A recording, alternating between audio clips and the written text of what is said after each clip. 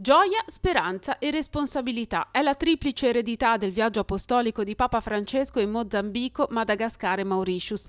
Lo scrive nel suo editoriale pubblicato su Vatican News il direttore editoriale del Dicastero Vaticano per la Comunicazione Andrea Tornielli. Di questi giorni intensi e straordinari rimangono innanzitutto impressi nella mente i volti pieni di gioia dei bambini, delle donne e degli uomini che hanno accompagnato Francesco lungo le strade ora fangose, ora polverose di Maputo e Antananarivo, e che hanno animato, nel vero senso della parola, le stupende liturgie celebrate nei tre paesi, scrive Tornielli.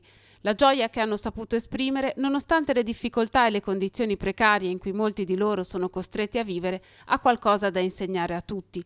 Insegna che nel calcolare il benessere di un popolo non sono sufficienti i parametri legati al dato economico. La fede vissuta, l'amicizia, la capacità di relazione, i legami familiari, la solidarietà, la capacità di godere delle piccole cose, la disponibilità a donarsi, non potranno mai entrare nelle statistiche, si legge ancora nell'editoriale.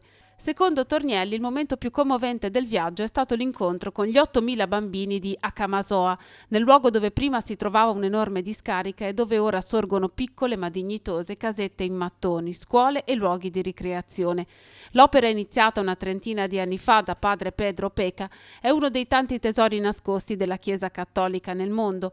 Quanti padre Pedro, si chiede il direttore del Dicastero Vaticano per la Comunicazione, ci sono in Africa, Asia e America Latina, ma anche nelle periferie più problematiche dell'Occidente. Contemplando i volti di quei bambini ci si imbatte nell'essenza della Chiesa e della sua missione: evangelizzare e promuovere l'uomo, scegliendo la vicinanza ai più deboli e agli scartati, testimoniando la presenza di un Dio che ha deciso di vivere e rimanere sempre in mezzo al suo popolo, come ha detto Francesco ad Akamazoa.